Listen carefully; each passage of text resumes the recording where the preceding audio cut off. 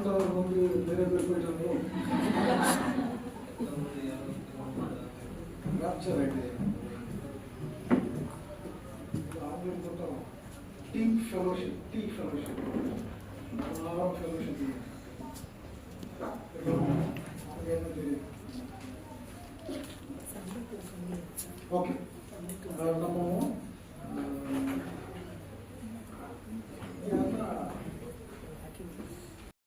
தலைமுறையாக இருக்கிறாங்க. 3 ಜನರೇಷನ್ 3 ತಲೆಮಾರುಗಳು ಯಾರಾದ್ರೂ ಇದ್ದೀರೋ ತಾತ ಪಯ್ಯ ಪೇರ ಅಂದ್ರೆ ತಾತ ಅಥವಾ ಅಜ್ಜಿ ಹೇಳಿದ್ರೆ ಪದ್ಮ ಪಸಂಗ ಹೇಳ್ಬೇಕಲ್ಲ ಪಯ್ಯನ ಯಾರು ಅಮ್ಮ பையன் யாரு பொண்ணு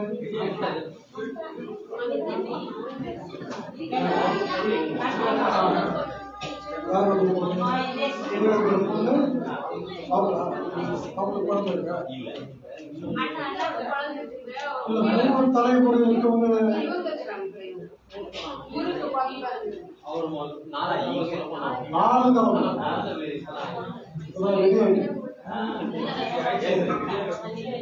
இல்லைங்க அந்த 3 தலைமுறை இவங்க பசங்க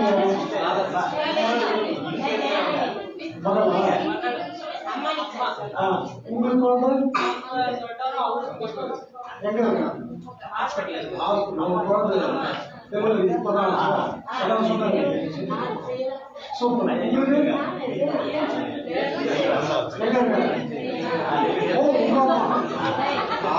அப்புறம் super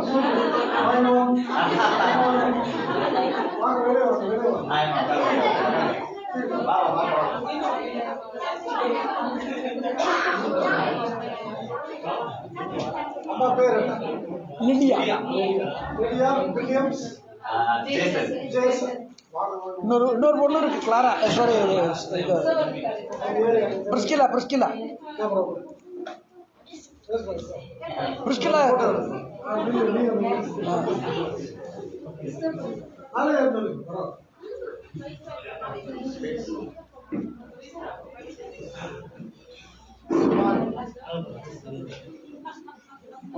okay thank you.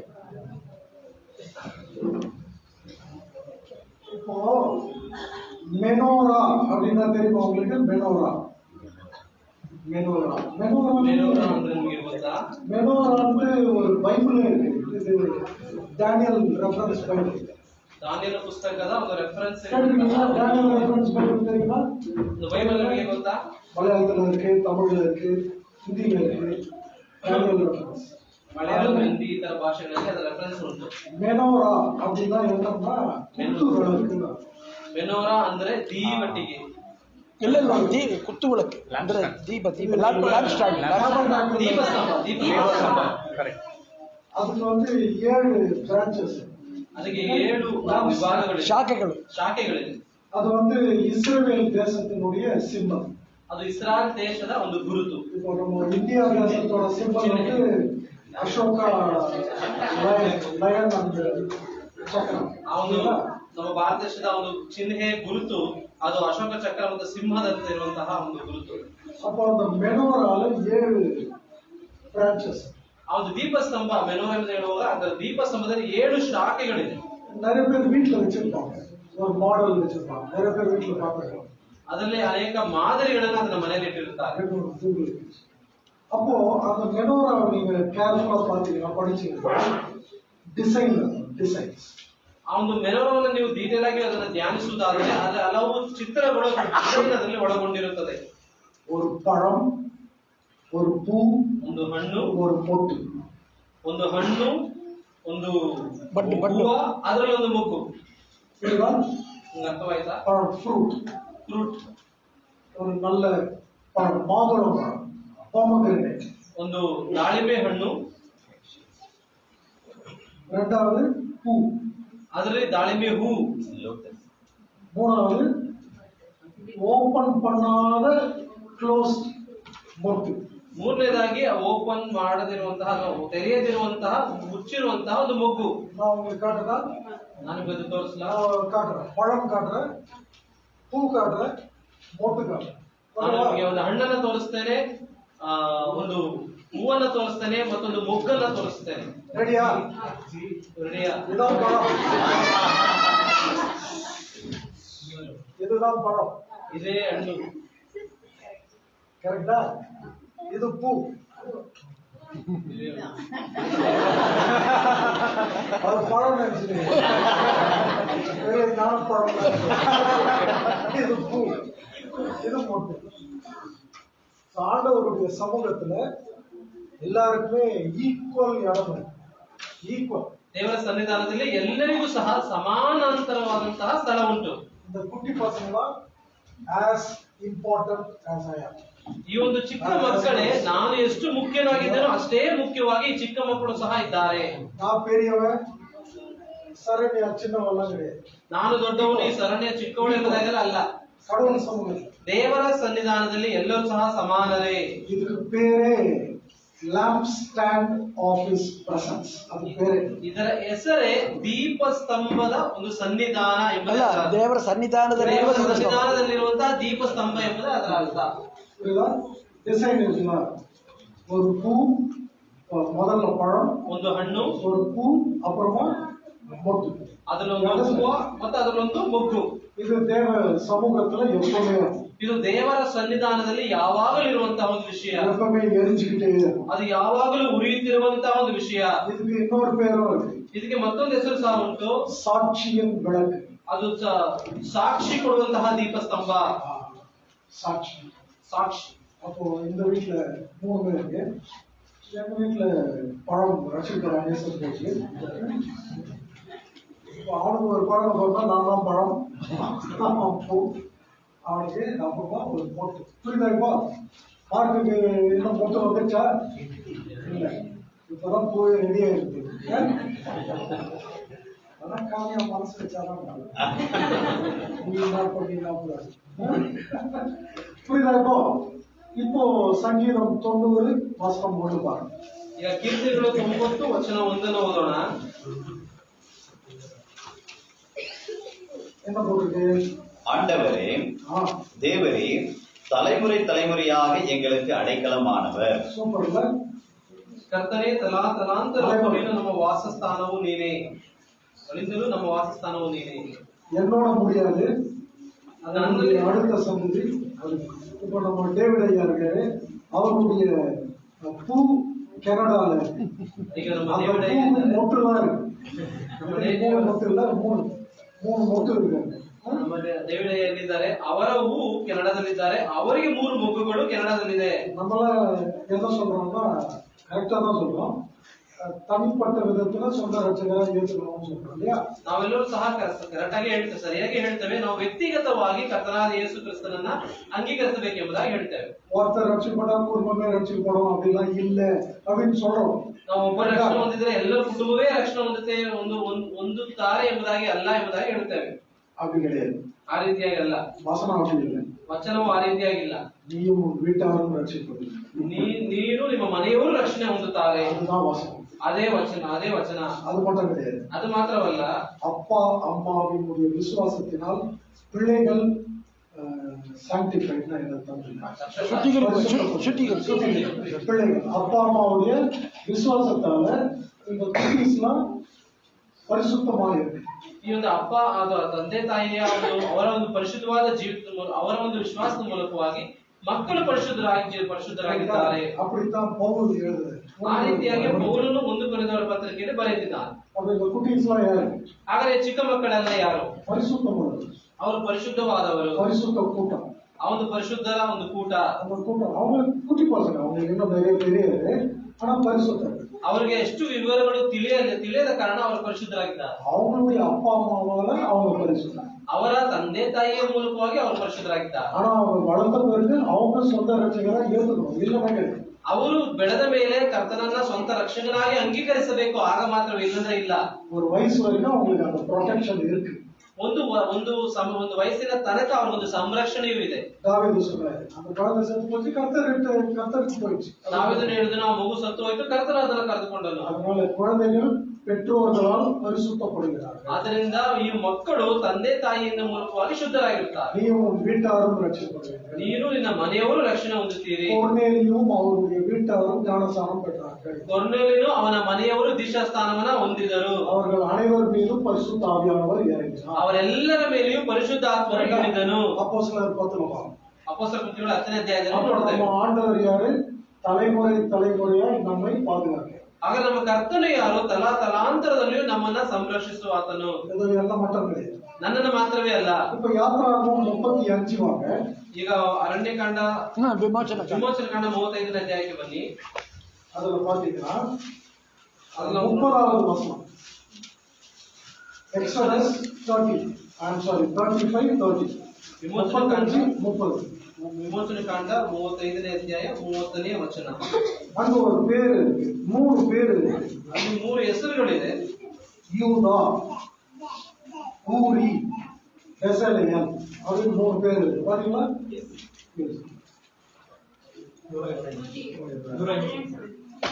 Page number சொல்லுங்க, புதுசா வரவங்களுக்கு பிரயோஜனமா. கன்னட பைபிள்ல பேஜ் தமிழ் பைபிள்ல பேஜ் நம்பர் சொல்லுங்க. 35. Exodus 30. தமிழ்ல 117. Verse number 30. ತಮಿಳಲ್ಲಿ 117. அது நீங்க தமிழ்ல நானே சொல்றேன். தமிழ்ல 117. 35 30. எத்தனை பேர் வருவாங்க? யூதா. யூதானா என்னது சொல்லுங்க. ಯೂದ ಅಂದ್ರೆ ಏನು? யூதானா அர்த்தம் என்ன? ಯೂದ ಅಂದ್ರೆ ಅರ್ಥವೇನು? ಸ್ತುತಿ, ಪ್ರೈಸ್. ಇದು ಕನ್ನಡದಲ್ಲಿ ವರ್ಡ್ಸ್ ಡಿಫರೆಂಟ್ ಇದೆ. 35 30 ಅಲ್ಲ, 35 30 ಡಿಫರೆಂಟ್ இல்லையோ? ஓகே, கன்னடத்துல வசனம் மாறி இருக்கு. 32 போடுறது யூதாவா? யூதானா என்னது? ಸ್ತುತಿ, ಪ್ರೈಸ್. பூரினா என்னது? ಪೌರನು ಅಂದ್ರೆ ಏನು? அது எபிரேய பாஷையில அது வந்து ஹூர். இந்த அரபிக் லாங்குவேஜ்ல அந்த சவுண்ட் வரும். ஹூர். இம்ரான் கான் அப்படின்னாங்கல்ல, அது இம்ரான் கான் கிடையாது, கான். அந்த கூர்னா பியோர்னா பரிசுத்தம். ಹೂ ಅಂತ ಹೇಳುವಾಗ ಅದು ಪರಿಶುದ್ಧ ಎಂಬುದಾಗಿ ಅದರ ಅರ್ಥ. அந்த கூர்னுடைய பையன் பேரு ಆ ಊರಿನ ಮಗನು ಅಲ್ಲಲ್ಲ, ಊರಿನ ಮಗನ ಮೊಮ್ಮಗನು பெசலேல். ಬೆಚಲೇಲ್. பெசலேல் இருக்கா? ಊರಿನ ಮಗನು ಬೆಚಲೇಲನು. லேயல். ಬೆಚಲೇಲ, ಬೆಚಲೇಲ. பெசாலேல். பெசாலேல். தமிழ்ல பெசலேல் அப்படின்னு. ಬೆಚಲೇಲನು ಎಂಬುದಾಗಿದೆ. இது என்னது? ಇದೇನು? யார் இந்த ஊர்? யாரு ಈ ಊರ್ ಯಾರು? ಊರಿಗರು ಯಾರು? ஞாபகம் இருக்கா? கதை தெரியுமா? சண்டே ஸ்கூல் கதை ஞாபகம் இருக்கா? ನಿಮಗೆ ಅವರ ಸಂಡೇ ಸ್ಕೂಲ್ ಕಥೆಗೆ ನೆನಪಿದೆಯಾ? ஊருங்கிறது யாரு?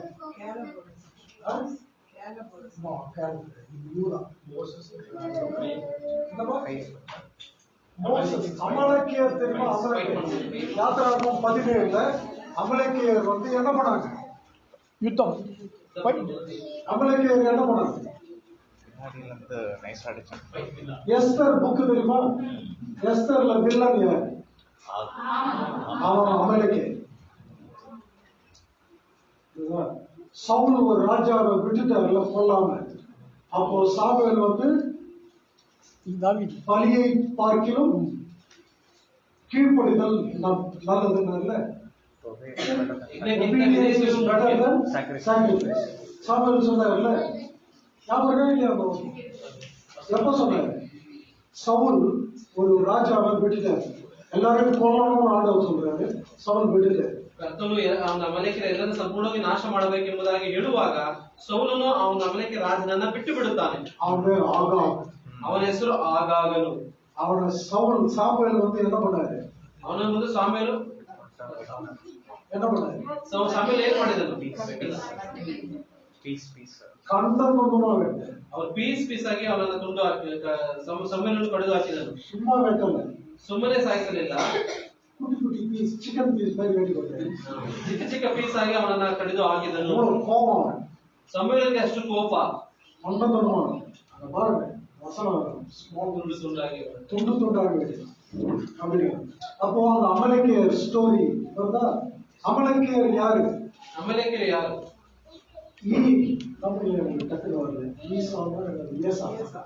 ஏசாவுடைய பேரன்.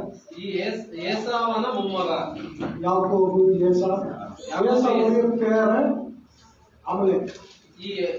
ஏசாவன மும்மக அமலேக்கனு.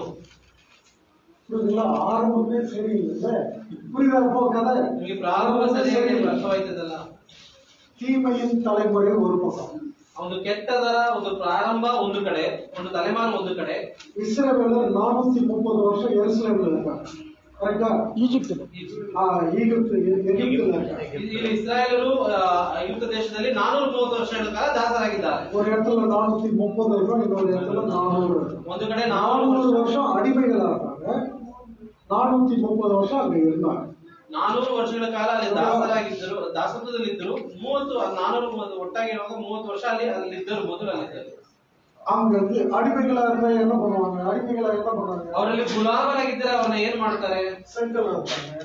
ಅವರು ಇಟ್ಟಿಗೆಯನ್ನ ಸುಟ್ಟಲು ஆடு மாடு வச்சிருந்தாங்க, ದನ ಕರುಗಳನ್ನ ಇಟ್ಟುಕೊಂಡಿದ್ದರು. அவங்களுக்கு போர் புரிய தெரியுமா? ಅವರಿಗೆ ಯುದ್ಧ ಮಾಡ್ಲಿಕ್ಕೆ ಅವರಿಗೆ ಗೊತ್ತು. யுத்தம் தெரியுமா? ಯುದ್ಧ ಅವರಿಗೆ ಗೊತ್ತು. அமலேக்கியர்கள் யாரு? ಅಮಲೇಕಿಯರು ಯಾರು?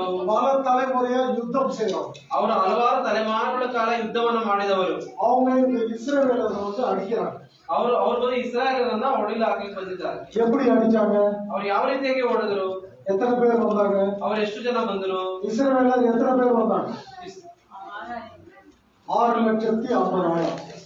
ಇಸ್ರಾಯೇಲರು ಅಲ್ಲಿಂದ 6,80,000 ಮಂದಿ ಹೊರಟು ಬಂದರು. ஆண்கள், ಪುರುಷರು ಮಾತ್ರವೇ.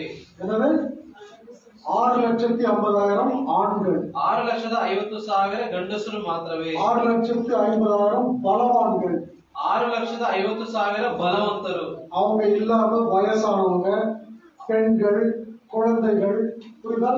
எப்படி ஒரு 20 லட்சம் இருப்பாங்க. ಅವರಿಲ್ಲದೆ ಇನ್ನು ವಯಸ್ಸಾದವರು, ಹೆಣ್ಣು ಮಕ್ಕಳು, ಇನ್ನು ಚಿಕ್ಕ ಮಕ್ಕಳು, ಅವರೆಲ್ಲ ಸೇರುವಾಗ 20 ಲಕ್ಷದ ಸುಮಾರು ಜನರಿದ್ದರು. அமலேக்கியர் வந்து எங்க அடிச்சாங்க? ಅಮಲೇಕಿಯರು ಬಂದು ಎಲ್ಲಿ ಹೊಡೆದರು? பின்னால் அடிச்சாங்க. ಹಿಂದುಗಡೆಯಿಂದ ಬಂದು ಹೊಡೆದರು. பெண்களையும் ವಯಸ್ಸಾನವர்களையும் குழந்தைகளையும் அடிச்சாங்க. ಅವರು ಮುಂದೆ ಸಾಗುವಾಗ ಹಿಂದೆ ಬರುತ್ತಿದ್ದಂತಹ ವಯಸ್ಸಾದಂತಹ ಸ್ತ್ರೀಯರನ್ನ, ಮಕ್ಕಳನ್ನ ಅವರು ಸಂಹರಿಸಿದರು. முன்னால வந்து அடிக்கல, ಅವರು ಮುಂದೆ ಬಂದು ಯುದ್ಧ ಮಾಡಲಿಲ್ಲ, பின்னால வந்து அடிக்கல. ಅವರು ಹಿಂದೆ ಬಂದು ಹೊಡೆದರು.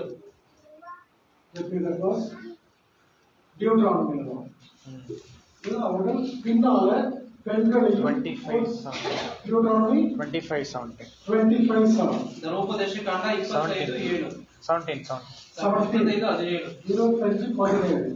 எகிப்திலிருந்து சொல்லுவான், 17 and 18. நீ இழைத்து விடாய்த்து இருக்கிறது. 18 பின் வருகிற உன் பாளையத்தில் உள்ள பலவீனரை எல்லாம் வெட்டினான். ನೀವು ಐಗುಪ್ತ ದೇಶದಿಂದ ಬರುವಾಗ ದಾರಿಯಲ್ಲಿ ಅಮಲೇಕು ನಿಮ್ಮನ್ನು ಎದುರು ತಿಳಿದುಕೊಳ್ಳಿರಿ.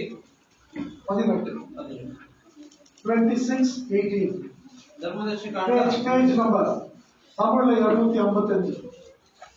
ನೀವು ದಣಿಲು ಬಳಲಿ ಇದ್ದಾಗ ನಿಮ್ಮಲ್ಲಿ ಹಿಂದೆ ಬಿದ್ದ ಬಲಹೀನರನ್ನ ಸಂಹಾರ ಮಾಡಿದರು.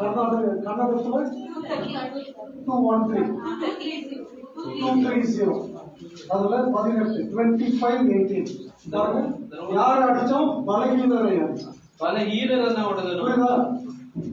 கோழப்பையன் கோழை ರೀತಿಯಲ್ಲಿ ಹೊಡೆದರು. ಇದು ಧರ್ಮೋಪದೇಶಕಾಂಡ ಎಷ್ಟನೇ ಅಧ್ಯಾಯ? 25:18 18 25:18 ಅಲ್ವಲ್ಲ? Deuteronomy 25:18 கரெக்டா? யார் அடிச்சான்? பலகீன வீக்கா இருக்கிறவங்க, ಬಲಹೀನರನ್ನ ಹೊಡೆದರು. அவங்களே யாருக்குமே போர் செய்ய தெரியாது. அதுல இருக்க பெண்கள், வயசானவங்க, குழந்தைங்களை போய் அப்போ அவங்க எவ்வளவு பெரிய வீரர்கள். இவங்கதான் அமலேக்கியர். ಇವರು ಇಸ್ರಾಯೇಲ್ ಮೊದಲೇ ಯುದ್ಧ ಮಾಡ್ಲಿಕ್ಕೆ ಬರೋದಿಲ್ಲ. ಆದ್ರೆ ಈ ಒಂದು ಅಮಲೇಕಿಯರು ಹಿಂದೆಯಿಂದ ಬಲಹೀನರಾಗಿದ್ದಂತಹ ಸ್ತ್ರೀಯರನ್ನ, ಮಕ್ಕಳನ್ನ ಸಂಹರಿಸಿದರು. அப்ப யாத்ராகமம் 17 ಹಾಗಾದ್ರೆ ವಿಮೋಚನ ಕಾಂಡ 17ನೇ ಅಧ್ಯಾಯದಲ್ಲಿ ಅದರ ಹಿನ್ನೆಲೆಯನ್ನು ಗಮನಿಸ್ತೇವೆ. அதுல பாத்தீங்கன்னா இந்த அமலேக்கியர் வராங்க. ಆ ಒಂದು 17ನೇ ಅಧ್ಯಾಯದಲ್ಲಿ ಅದರ ಒಂದು ಸಂಗತಿ ಅಮಲೇಕಿಯರ ಕುರಿತಾಗಿ ನಾವು ಓದುತ್ತೇವೆ. 92வது பக்கம் தமிழ்ல, 84 கன்னடத்துல. சரியா? 12வது வருஷம் படிங்க. 12 படிங்க. மோசேயின் கைகள் அசந்து போயிற்று. அப்பொழுது அவர்கள் ஒரு கல்லை கொண்டு வந்து அவன் கீழே வைத்தார்கள். அதன் மேல் உட்கார்ந்தான். ஆரோனும் ஊரும். அப்ப ஊருன்றது யாரு? ಇಲ್ಲಿ ಊರ್ ಅಂದವರು ಯಾರು? ಮೋಸೆ ವಯಸ್ಸು. ಮೋಶೆಯ ಒಂದು ವಯಸ್ಸು ಇರಬಹುದು. ಆರೋನು ಊರುನ್ನ ஒரே ವಯಸ್ಸು இருக்கவங்க தானே ஒண்ணா சுத்திட்டு இருக்காங்க. ಈ ಆರೋನು ಊರನ್ನು ಅಂತ ಹೇಳುವಾಗ ಒಂದೇ ವಯಸ್ಸಲ್ಲಿರೋರೆ ಒಂದು ವೇಳೆ ಅಲ್ಲಿ ಒಟ್ಟಾಗಿ ಅಲ್ಲಿ ನೋಡಿ ಇಬ್ರು ಒಟ್ಟಿಗೆ ಕೂತಿದ್ದಾರೆ. கிட்டத்தட்ட ஒரೇ ವಯಸ್ಸು இருக்கவங்க ஒண்ணா இருக்காங்க. ಹತ್ತತ್ರ ಒಂದೇ ವಯಸ್ಸಿರೋರು ಒಟ್ಟಿಗೆ ಕೂತಿರ್ತಾರೆ. அப்போ ஆரோன்ன்றது மோசேயோட அண்ணன்.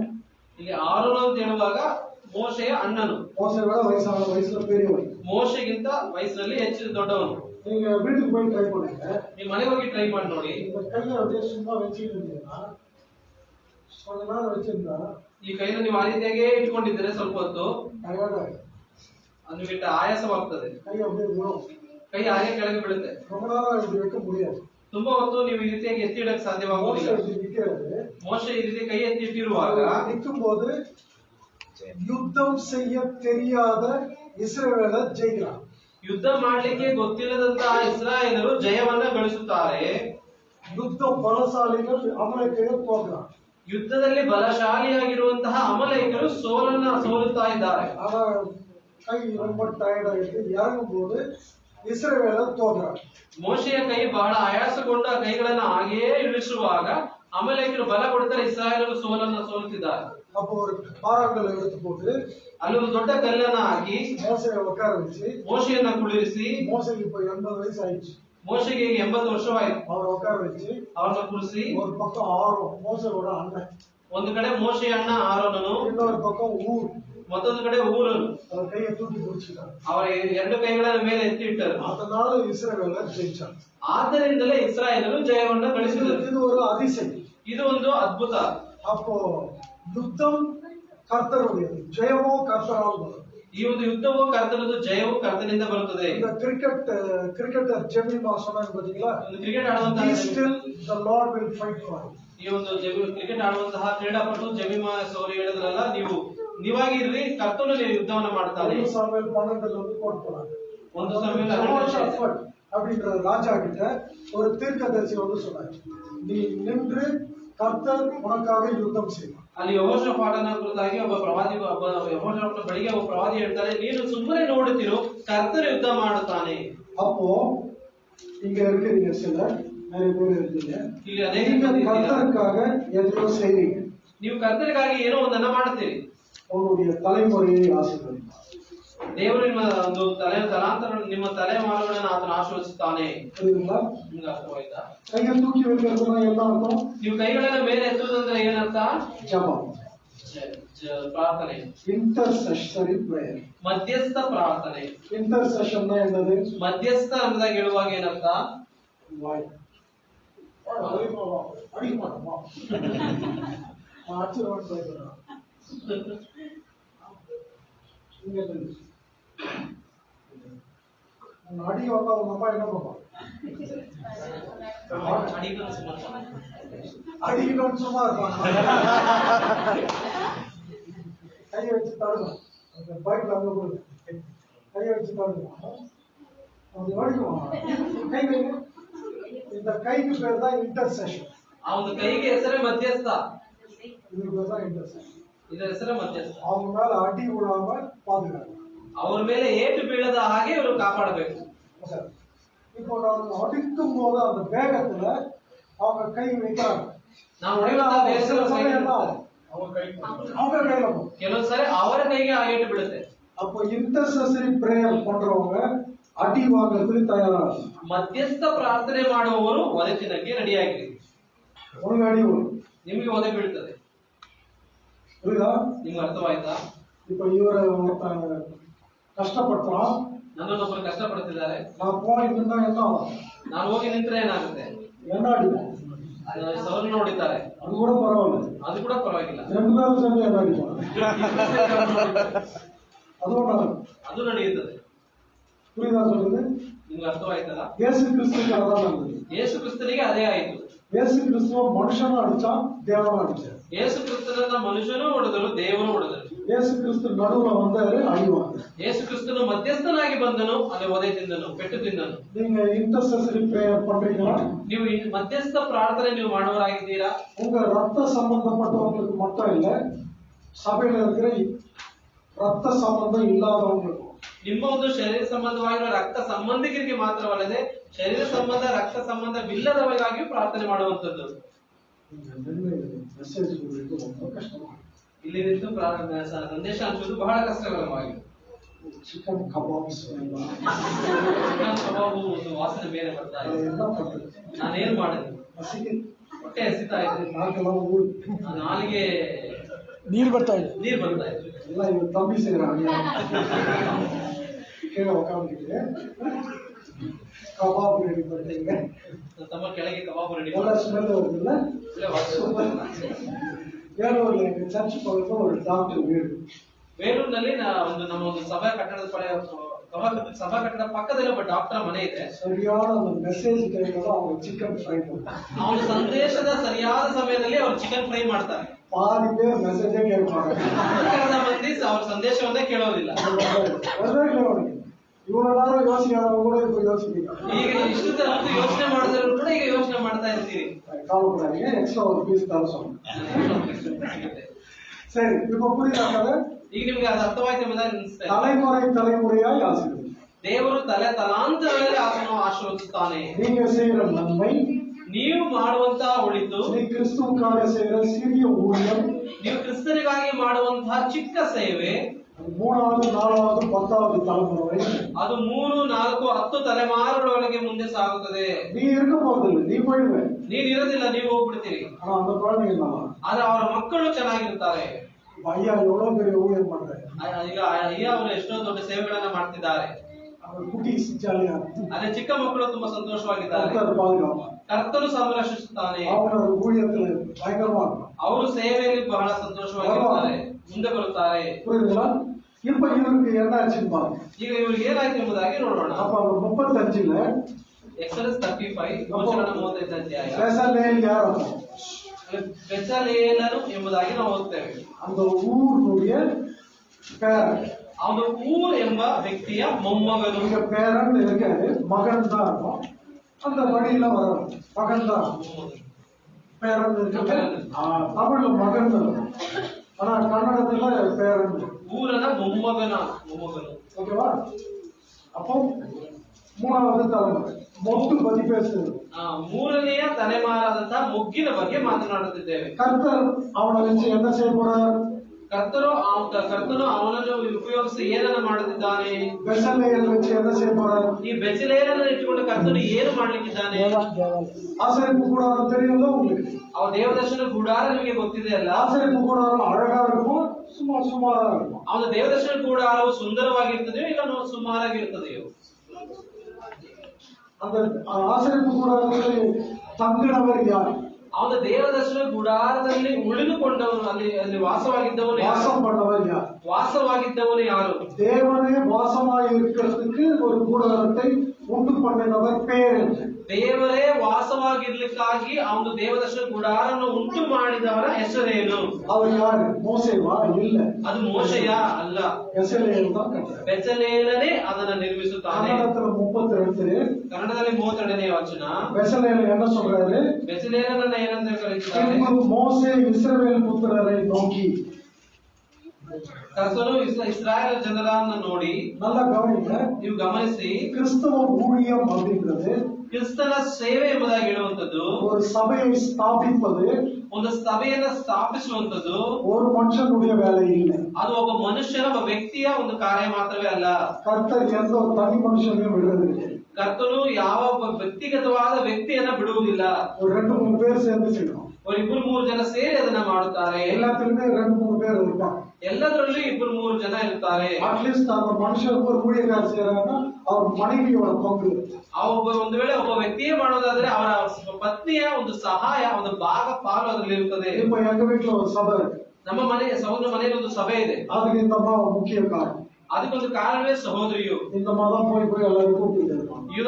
ಅದಕ್ಕೆ ಈ ಸಹೋದರಿಯೇ ಎಲ್ಲರನ್ನು ಹೋಗಿ ಕರೀತಾ ಇರ್ತಾರೆ. இந்த மாதிரி எங்க வீட்டுல வெள்ளிக்கிழமை சனிக்கிழமை இவ்வளவு மாவு அரைப்பாங்க கிரைண்டர். ಈ ಸಹೋದರಿಯೇ ನಾವು ಶನಿವಾರವಾದ್ರೆ ಹೆಚ್ಚಿನ ಭಾಗ ಅವರ ಒಂದು ಹಿಟ್ಟನ್ನ ರುಬ್ಬುತ್ತಾರೆ. ಡೈನಿಂಗ್ ಟೇಬಲ್ ಫುಲ್ ಮಾವು. ಡೈನಿಂಗ್ ಟೇಬಲ್ ಮೇಲೆಲ್ಲ ಫುಲ್ ಹಿಟ್ಟಾಗಿರುತ್ತದೆ. 4 ಪಾತ್ರೆ, ಬೇರೆ ಬೇರೆ ಪಾತ್ರೆ, ದೊಡ್ಡ ದೊಡ್ಡ 4 ಪಾತ್ರೆಗಳು ಇರುತ್ತದೆ. வீடு ஃபுல்லா சிக்கனா இருக்கும். ಮನೆ ಫುಲ್ಲು ಚಿಕನ್ ಆಗಿರ್ತದೆ. ஞாயிற்றுக்கிழமை இட்லி சுடுவாங்க.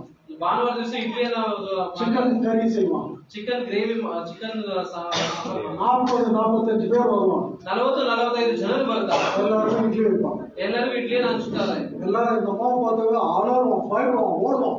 ಎಲ್ಲರೂ ஓடிடுவோம். ಸಹೋದರಿ ನೋಡಿದ್ರೆ ಎಲ್ಲರೂ ಎದುರಿ ಓಡುತ್ತಾರೆ, ತಟ್ಟೆ ಎತ್ಕೊಂಡು ಓಡುತ್ತಾರೆ. ஏன்னா 10 இட்லி வைப்பாங்க. ಯಾಕಂದ್ರೆ 10 ಇಡ್ಲಿ ಇಡ್ತಾರೆ.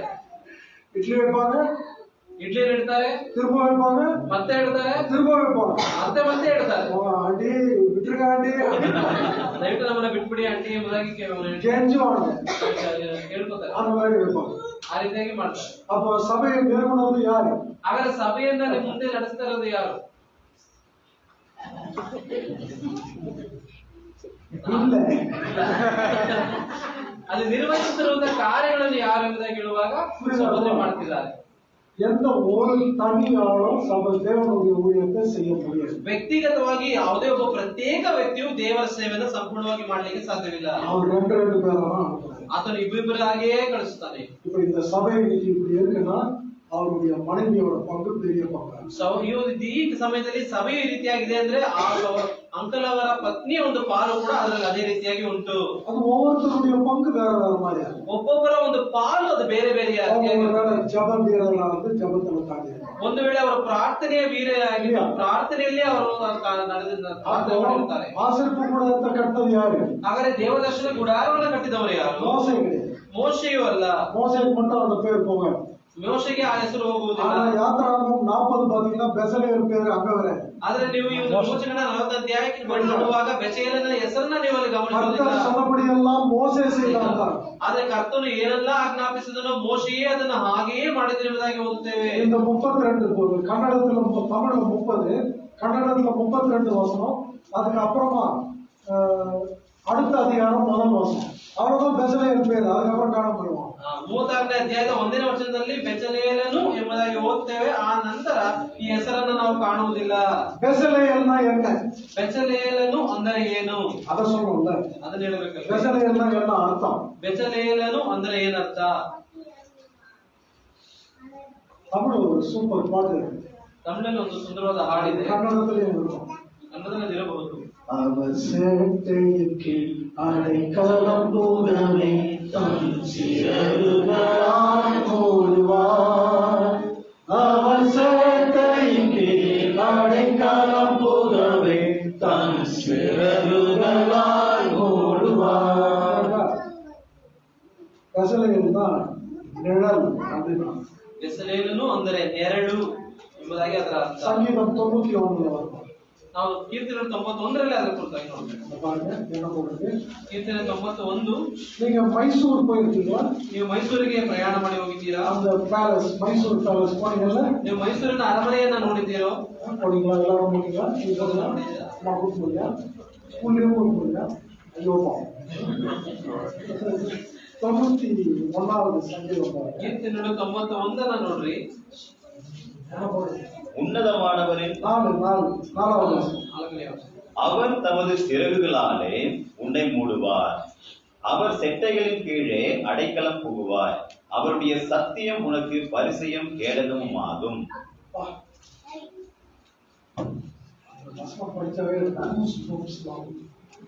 ಈ ವಾಕ್ಯವನ್ನು ಓದಿದ್ರೆ ನನಗೆ ಗೂಸ್ ಬಂಪ್ಸ್ ಬರ್ತದೆ. மைசூர் பேலஸ் போனீங்கல்ல? ನೀವು ಮೈಸೂರು ಅರಮನೆ ನೋಡಿದ್ದೀರಾ? அந்த சிம்மாசனம் பாத்தீங்களா? ಆ ಸಿಂಹಾಸನ ನೀವು ನೋಡಿದ್ದೀರೋ? யாரெல்லாம் பாத்தீங்க? ಯಾರೆಲ್ಲ ಸಿಂಹಾಸನ ನೋಡಿದ್ದೀರಿ? சிம்மாசனத்துக்கு மேல என்ன இருக்கு? ಸಿಂಹಾಸನದ ಮೇಲೆ ಏನಿದೆ பாத்தீங்களா?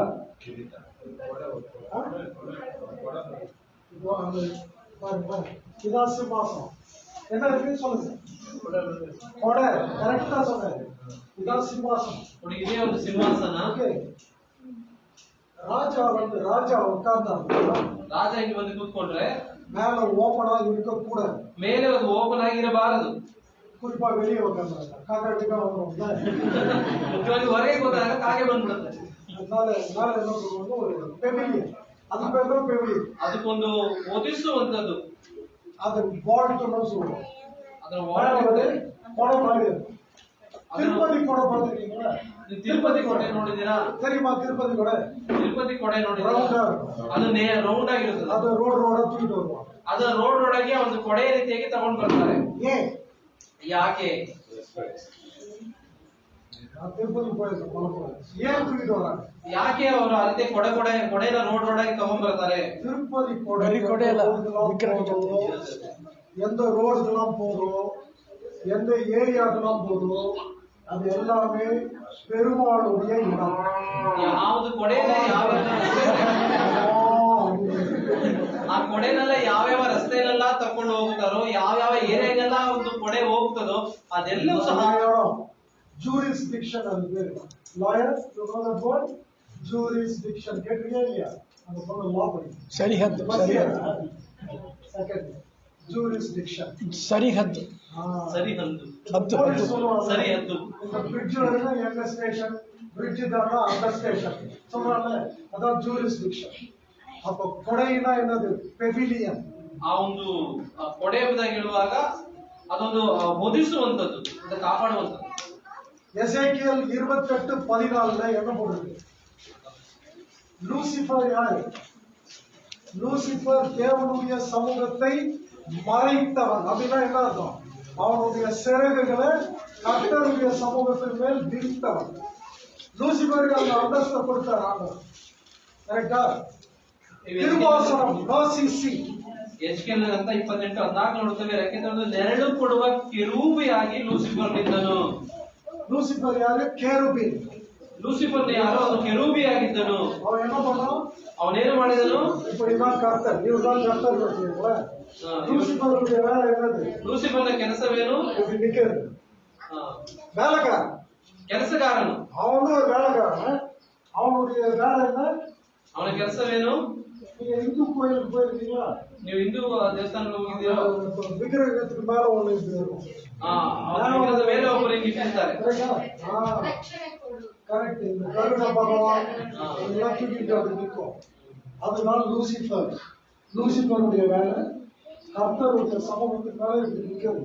ಕರ್ತನ ಸನ್ನಿಧಾನದಲ್ಲಿ ನೆರಳು ಕೊಡುವ ಒಬ್ಬ ಕೆರೂಬಿಯಾಗಿದ್ದನು. நீங்க ஆசரிப்பு கூடாரத்துல மாசி சீட் மேல 2 கேருಬಿಗಳು.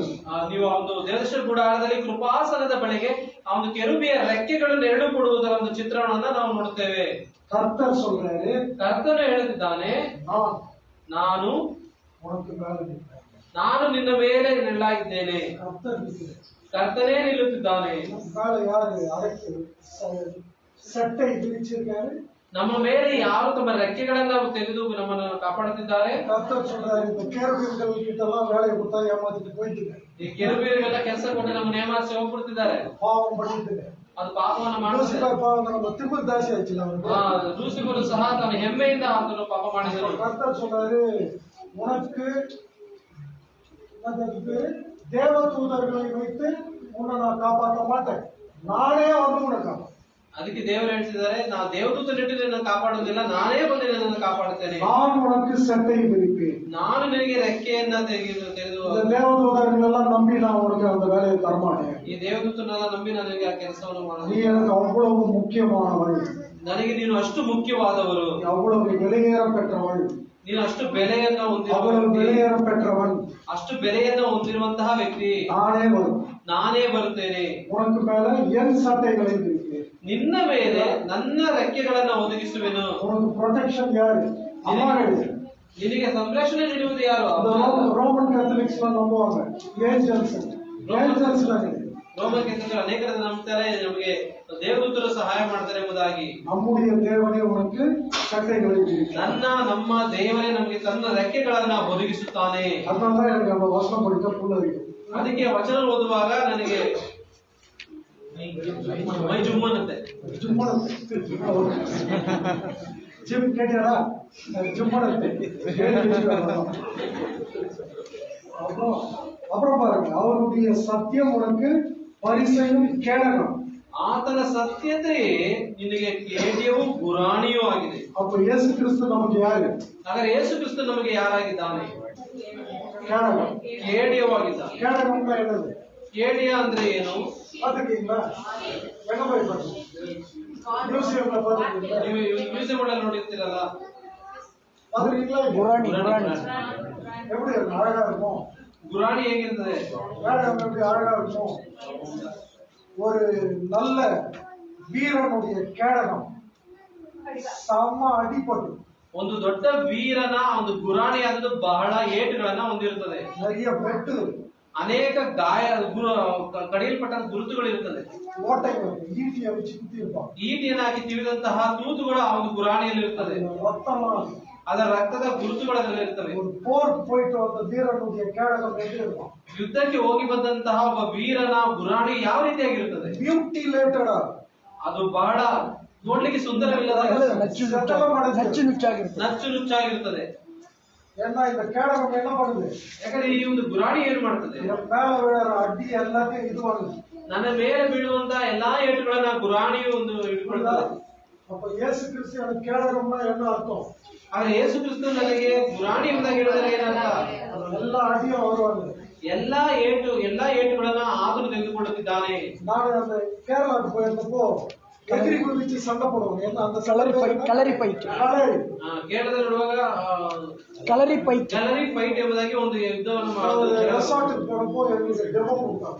ನಾವೊಂದು ತೋರಿಸಿದ್ರು. ஜம்ப் பண்ணி அடிப்போம், ಅವ್ರು ಎಗರಿ ಹೊಡಿತಾರೆ. 5 அடி துள்ளுவோம், மேல போய் அங்கங்க அடிப்போம். ಮೇಲೆ ಎಗರಿ ಅಲ್ಲಿಂದ ಹೊಡಿತಾರೆ. என்கிட்ட ட்ரை பண்ண சொன்னாங்க. ನನಗೆ ಟ್ರೈ ಮಾಡಕ್ಕೆ ಹೇಳಿದ್ರು. என்கிட்ட கேடகத்தை கொடுத்து புடிச்சுக்கோ, ನನಗೆ ಗುರಾಣಿಯನ್ನು ಕೊಟ್ಟು ಹಿಡ್ಕೋ ಅಂತ ಹೇಳಿದ್ರು. அவர் அடிப்பாரு, ಅವ್ರು ಹೊಡಿತಾರೆ ಎಂಬುದಾಗಿ. பயப்படாத, அது கேடகத்தெல்லாம் அடிப்பாரு, உன்னை அடிப்பாரு. ಎದುರು ಬೇಡ, ಅವ್ರು ಗುರಾಣಿ ಹೊಡಿತಾರೆ, ನಿನ್ನ ಹೊಡೆಯಲ್ಲ ಎಂಬುದಾಗಿ ಹೇಳೋರು. ನಾನು போய் புடிச்சிட்டேன். ನಾನು ಹೋಗಿ ಅದನ್ನ ಹಿಡ್ಕೊಂಡೆ. அது கருப்பு கலர்ல, ಅದು ಸ್ವಲ್ಪ ಕಪ್ಪು ಕಲರ್ ಇತ್ತು. அவங்க கருப்பு ட்ரெஸ் தான் போட்டுருக்காங்க, ಅವರು ಕಪ್ಪು ಡ್ರೆಸ್ ಹಾಕಿರ್ತಾರೆ, முகமூடிலாம் ಒಂದು ಮಾಸ್ಕ್ ತರ ಎಲ್ಲ ಹಾಕಿರ್ತಾರೆ. எதிரி அடிச்சான், ಒಬ್ರು ಎಗರಿ ಹೊಡೆದನು, கை அப்படியே ஜும்முன்னு இருந்துச்சு. ಕೈ ಹಾಗೆ கை நடுங்குது. ಕೈ ನಡುಗ್ತಾ ಇತ್ತು. அப்படிதான் நமக்கு இயேசு கிறிஸ்து அடி வாங்குறாரு, இருந்தாலும் நமக்கு ஜும்முன்னு. ಯೇಸು ಕ್ರಿಸ್ತನು ನಮಗಾಗಿ ಆತನು ಅದು ತಿನ್ನುವಾಗ ನಮಗೆ ಅದು ಜುಮ್ ಅನ್ನುತ್ತೆ. பெசாலியல்னா என்ன அர்த்தம்? ಬೆಚ್ಚಲೇಗನು ಅಂದ್ರೆ ಏನರ್ಥ? ನೆರಳು, சட்டை விரித்த நிழல், ರೆಕ್ಕೆಯನ್ನ ಬಿಚ್ಚಿ ಒದಗಿಸುವಂತಹ ನೆರಳು, அடைக்கலம், ಒಂದು ಆಶ್ರಯ. இவரை வச்சுதான் என்ன பண்றாரு? தேவன் ஒரு கூடாரத்தை செய்கிறார். ಈ ಬೆಚ್ಚಲೆಯನ್ನು ಇಟ್ಟುಕೊಂಡೇ ದೇವರು ಒಂದು ಗುಡಾರವನ್ನ ರೆಡಿ ಮಾಡುತ್ತಿದ್ದಾರೆ. தேவன் அவர் தங்கும் வாசஸ்தலத்தை உருவாக்குகிறார். ದೇವರು ತಾನು ವಾಸಿಸುವ ವಾಸಸ್ಥಳವನ್ನ ಉಂಟು ಮಾಡುತ್ತಿದ್ದಾನೆ. அப்போ நம்முடைய வாழ்க்கையில இருக்கிற வாசஸ்தலம் யாரு? ನಮ್ಮ ಜೀವ வாசஸ்தலம்ன்றதே இயேசு கிறிஸ்து தான். ವಾಸಸ್ಥಳ ಎಂಬುದಾಗಿ ಹೇಳುವುದೇ ಯೇಸು ಕ್ರಿಸ್ತನೇ. Tabernacle is a symbol of Jesus. ಅದು ದೇವ ದೃಶ್ಯದ ಗುಡಾರವಾದದ್ದು ಯೇಸು ಕ್ರಿಸ್ತನನ್ನ ಸೂಚಿಸುವಂತದ್ದು. நமக்கு ஒரு வாசஸ்தலம் உண்டு. ನಮಗೆ ಒಂದು ವಾಸಸ್ಥಳವಿದೆ. இதோ மனுஷரின் மத்தியில் தேவாதி தேவனே வாசம் செய்கிறாரே, தேவன் தாமரிக்கும் ஸ்தலமே, அவன் மனுஷரின் மத்தியிலா, தேவன் தாமர்கள் தேவனாயிருந்து கண்ணீர் யாயும் துடைத்தீரவே. வெளிப்படுத்தின விசேஷம் 21:3. யார் நம்முடைய வாசஸ்தலம்? ಯಾರು ನಮ್ಮ ವಾಸಸ್ಥಳ? யார் நம்முடைய பெசாலியன்? ಯಾರು ನಮ್ಮ ಬೆಚಲೇಲನು? யார் நம்முடைய யூதா? ಯಾರು ನಮ್ಮ ಯೂದನು? யார் நம்முடைய கூர்? ಯಾರು ನಮಗೆ கூர் தமிழ்ல ಊರಿಯನು? யார் நம்முடைய பெசாலியன்? ಯಾರು ನಮ್ಮ ಬೆಚಲೇಲನು? தலைமுறை தலைமுறையாக, ತಲಾಂತರದಲ್ಲಿಯೂ, ஏதோ உனக்கு மட்டும் இல்ல, ನಿನಗೆ ಮಾತ್ರವಲ್ಲ, நீ குட்டி போட்டு ನೀನು ಚಿಕ್ಕ ಮಗು, உனக்கு கல்யாணம் ஆகும், ನಿನಗೆ ಮದುವೆ ಆಗ್ತದೆ, குழந்தை பிறக்கும், ಮಕ್ಕಳಾಗ್ತವೆ, அந்த குழந்தை பெருசாகும், ಆ ಮಗು ದೊಡ್ಡದಾಗುತ್ತೆ, அதுக்கு குழந்தை பிறக்கும், ಅದಕ್ಕೆ ಮಗು ಆಗುತ್ತೆ. தலைமுறை தலைமுறையாக இந்த தேவன் நம்மளுடைய ತಲಾಂತರಗಳಲ್ಲಿಯೂ ಈ ದೇವರು ನಮ್ಮ ದೇವರಾಗಿದ್ದಾನೆ. ಆತ ನಮ್ಮನ್ನು ಆಧರಿಸುತ್ತಾನೆ. சொல்றாரு, இதோ மனுஷர்களிடத்திலே தேவனுடைய வாசஸ்தலம் இருக்கிறது, அவர்களிடத்திலே அவர் வாசமாய் இருப்பார், அவர்களும் அவர்களுடைய ஜனங்களாய் இருப்பார்கள், தேவன் தாமே அவர்களுடைய இருந்து அவர்களுடைய தேவனாய் இருப்பார். அடுத்த வருஷம் அவர்களுடைய கண்ணீர் யாவையும் தேவன் ಇಗೋ ದೇವರ ನಿವಾಸವು ಮನುಷ್ಯರಲ್ಲಿ ಅದೇ, ಆತನು ಅವರೊಡನೆ ವಾಸ ಮಾಡುವನು, ಅವರು ಆತನಿಗೆ ಪ್ರಜೆಗಳಾಗಿರುವರು, ದೇವರು ತಾನೇ ಅವರ ಸಂಗಡ ಇರುವನು, ಅವರ ಕಣ್ಣೀರನ್ನೆಲ್ಲ ಒರೆಸಿ ಬಿಡುವನು ಎಂಬುದಾಗಿ ಓದುತ್ತೇವೆ. அதனால நம்முடைய ஊர் கர்த்தராகிய இயேசு கிறிஸ்து. ಆದ್ದರಿಂದ ನಮ್ಮ ಊರನು ಅದು ಕರ್ತನಾದ ಯೇಸು ಕ್ರಿಸ್ತನು. அவர் மோசேயினுடைய கரங்களை தாங்குவார். ಆತನು ಮೋಶೆಯ ಕರಗಳನ್ನ ಎತ್ತಿ ಹಿಡಿತಾನೆ. நமக்கோ ஜெயம் உண்டு. ನಮಗೂ ಸಹ ಒಂದು ಜಯ ಉಂಟು. அவர் தலைமுறையாய் ஆசீர்வதிக்கிறது. ಅವರು ತಲೆಮಾರುಗಳಲ್ಲಿ ಆಶೀರ್ವದಿಸುವಂತಹ ಕರ್ತ. அவர் என்னுடைய பெசாலியன். ಅವರು ನನ್ನ ಬಚನೇನನು. எப்பொழுது வேண்டுமானாலும் நான் அவருக்குள் ஓடி போய் இளைப்பாறுதல் காண. ಯಾವಾಗ ಬೇಕಾದ್ರೂ ನಾನು ಆತನೊಳಗೆ ಹೋಗಿ ಆಶ್ರಯಿಸಬಹುದು. கர்த்தர் நாமம் பலத்த துருகம், நீதிமான் அதனுள் ஓடி சுகமாய் தங்குவான். ಕರ್ತನ ನಾಮವು ಅದು ಬಲವಾಗಿದೆ, ನೀತಿವಂತನು ಅದರಲ್ಲಿ ಹೋಗಿ ಆಶ್ರಯಿಸುತ್ತಾನೆ. ಕೋಟೆಯಾಗಿದೆ, ಕೋಟೆಯೊಳಗೆ ಆಶ್ರಯಿಸುತ್ತಾನೆ. சரியா? நம்ம எதுக்கும் பயப்பட தேவையில்லை. ನಾವು ಯಾವುದಕ್ಕೆ ಹೆದರುವುದು ಬೇಡ. நம்ம தலைக்கு மேல ஏஞ்சல்ஸ் இல்ல, கர்த்தரே. ನಮ್ಮ ತಲೆ ಮೇಲೆ ದೇವದೂತರಿಲ್ಲ, ಕರ್ತನೇ ಇದ್ದಾನೆ. முன்னும் பின்னும், ಮುಂದೆ ಹಿಂದೆ, மேலும் கீழும், ಮೇಲೆ ಕೆಳಗೆ, அவர் நம்மை சுற்றிலும், ನಮ್ಮ ಸುತ್ತಲೂ நமக்கு பாதுகாப்பாக இருக்கிறார். ನಮಗೆ ಸಂರಕ್ಷಣೆಯನ್ನು நம்ம ಒದಗಿಸುವಂತನಾಗಿದ್ದಾನೆ. செய்ய வேண்டியதெல்லாம் என்ன? ನಾವು ಮಾಡಬೇಕಾದಲ್ಲ ಏನು? சொல்லுங்க. ಏನು? ஜாலியா பட்டு தூங்குறதா? ಹಾಗೆ ನಾವು ನಿದ್ದೆ ಮಾಡ್ಕೊಡೋದ? நம்ம செய்ய வேண்டியதெல்லாம் என்ன? ನಾವು ಮಾಡಬೇಕು. விசுவாசத்தில் விருத்தி அடைந்து ஊழியம் செய்யும். ವಿಶ್ವಾಸದಲ್ಲಿ ನಾವು ನಂಬಿಕೆಯಲ್ಲಿ ಹೆಚ್ಚಿದವರಾಗಿ ಸೇವೆ ಮಾಡುವಂತದ್ದು. இந்த சேரெல்லாம் நிரப்பம். ಈ ಒಂದು ಕಾಲಿನ ಕುರ್ಚಿಗಳೆಲ್ಲ ತುಂಬಬೇಕು. Thank you very much. God bless you.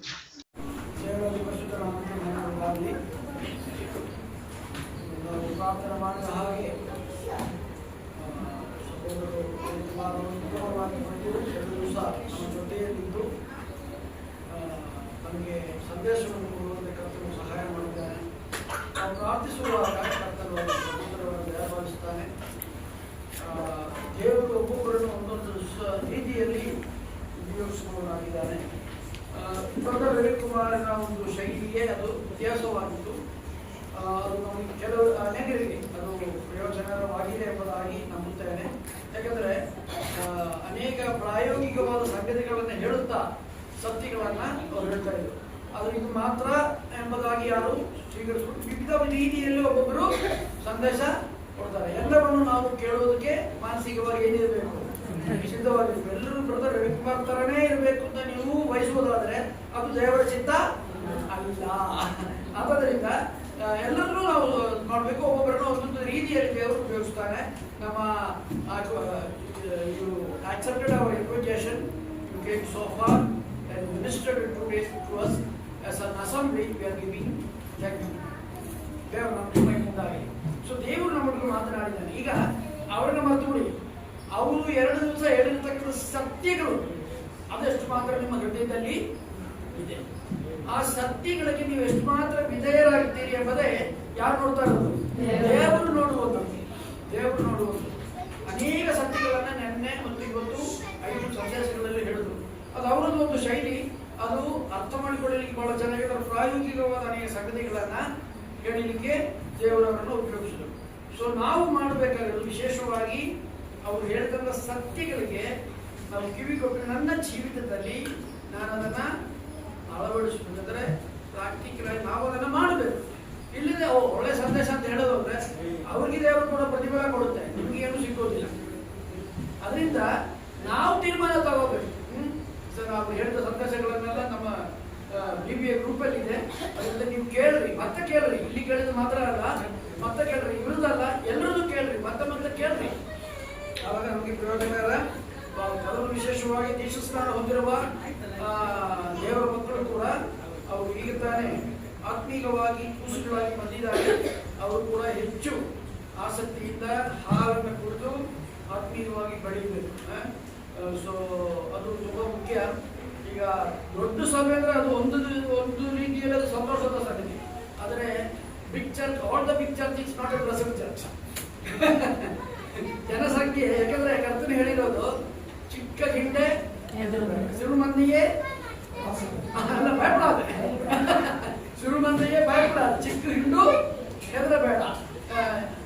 I always think our God of the spot.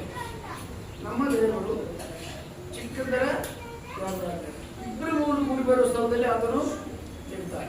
ಅದನ್ನ ಎಲ್ಲೂ ಹೇಳಿಲ್ಲ ಮಿನಿಮಮ್ 50 ಜನ ಇದ್ರೆ ನಾನು ಬರ್ತೀನಿ, ಇದೆಲ್ಲ